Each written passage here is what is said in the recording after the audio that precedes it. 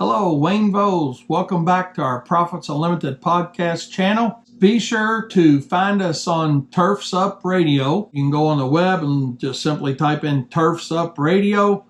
Go to the App Store and download Turfs Up Radio's app. There's no charge. You'll find a lot of really good topics here on Turfs Up Radio. It's a 24/7 green industry radio station with good music and certainly a lot of great contributors to help you grow your business there. So let's get in and talk about what we're going to talk about today. We're talking about quantity versus quality accounts and how can you potentially focus on both.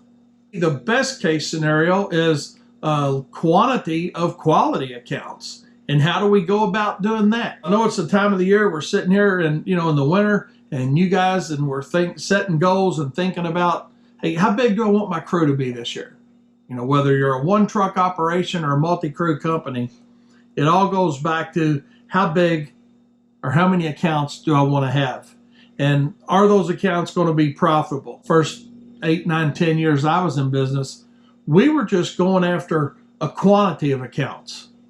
And going after that quantity of accounts in the wrong way.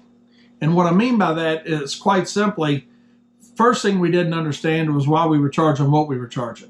Okay, so we were going after a lot of accounts, or what in our mind was a lot of accounts. Now keep in mind, I kind of say that and joke about it and smile now. That was probably, well, I know it was, less than 100 accounts, probably closer to 80 accounts. But at that point in time, that seemed like a lot of accounts to me. But I didn't understand the cost side, and we're not going to talk about that today. But if you're going to take the approach of quantity over quality, and you can still have good quality accounts and go after quantity as well, but a lot of times when we look at just quantity, it may not be the best type of customer that we're trying to focus in on. And that's what I want to get across today is, if you're trying to build your customer base, have you thought about who it is you're trying to attract? Have you picked the lane? In other words, think of, runners out on a racetrack, right? And you got multiple lanes, maybe 6, 7 lanes on a racetrack, and everybody gets into a lane.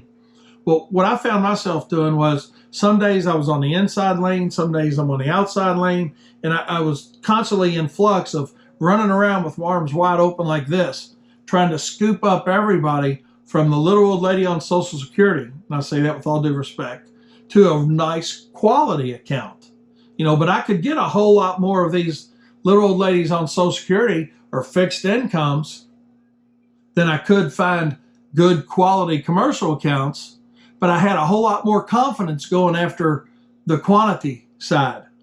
So a lot of it really goes back to the confidence that you have in yourself and how you perceive yourself. How do you perceive your business? Do you perceive your business and yourself as a professional? Don't take that the wrong way. But do you perceive yourself as a professional? Because I think that's the answer to the quantity or quality. Because, how many times don't you get that phone call from somebody and they're like, well, I'm on a fixed income. You ever heard that? I'm on a fixed income? If you've been mowing past one season, I'm sure you've heard it. And if you haven't, it's a miracle. But you will. You're going to hear it more and more. I'm on a fixed income. I'm a single mom. How cheap can you do this for me? And sometimes, we try to fit that niche. But what I found is I was trying to grow my customer base into a more quality customer base. I didn't fit that fixed income profile because, there's 2 types of customers we're looking for. We're looking for people that need something versus people that want something. And it's a whole lot easier sometimes to go out and fill our routes up with people that need something, the little old lady on Social Security, the single mom, whatever it may be. Okay, there's a million different things we could talk about in that scenario, but those are the 2 most common that we all run into. In the need-based, I need this done. I'm working 2 jobs. and I've got a couple children at home, blah, blah, blah. They throw in all the excuses, and all of a sudden you start to cave in and think, okay, well, I'll help them out. And I'm not saying we can't help people out. We certainly want to try to do that. But we got to help people out, but at the same time, maintain a certain profit margin.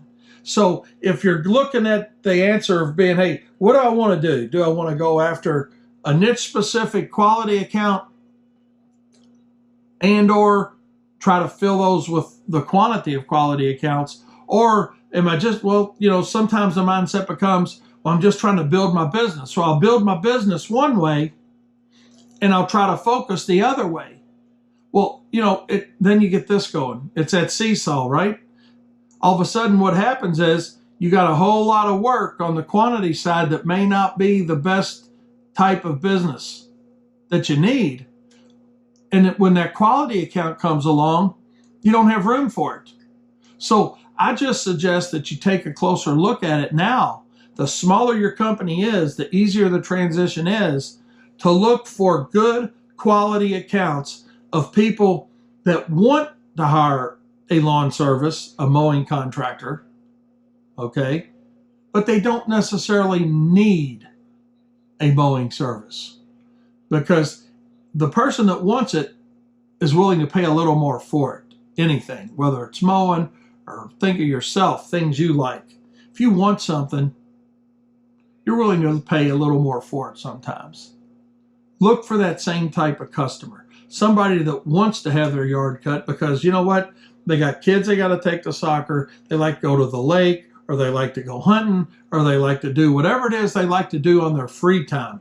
Because remember, in our industry, when it comes to mowing lawns, what are we really selling somebody? We're selling them back their free time, right? That's what they're buying from us. Yeah, they're getting their grass cut and they're getting their hedges trimmed or mulch put down, but we're really giving them back their free time to do what they want to do. And when somebody wants their free time back, and the key there was wants their free time back, right? They want a professional service so they can do what they want to do. And that's the fun with the free time. You and I satisfy that need for them by giving them back their free time. And we can do it with a quality account. But we got to have enough belief and trust ourselves as a professional service to know that, hey, we got to look professional, we got to act professional. And if we look and act professional, we're going to be perceived professionally and people will pay for it. So take a quick look at it, at your customer base now, and say, okay, who's my customer base? Do I have a lot of people that I'm servicing that, can't afford to pay anymore? Or do I have a good customer base of people that want my service, and that's the quality account that I'm going after? If you've got a lot of need-based or quantity-type customers, think about getting rid of some of that. You're in a perfect time of the year to do it, right? We're coming up on, from a residential side, we're coming up on a perfect time of the year to start soliciting your services to a different niche market. But pick your lane, get in that lane, go after that quality account, the person that doesn't necessarily need the service, but they want the service. Fill your route up with those type customers. You can do less work, make more money, and get more referrals. Because those, it goes back to the old saying, right? That birds of a feather flock together. Well, quality accounts hang out together and quantity type low paying accounts hang out together.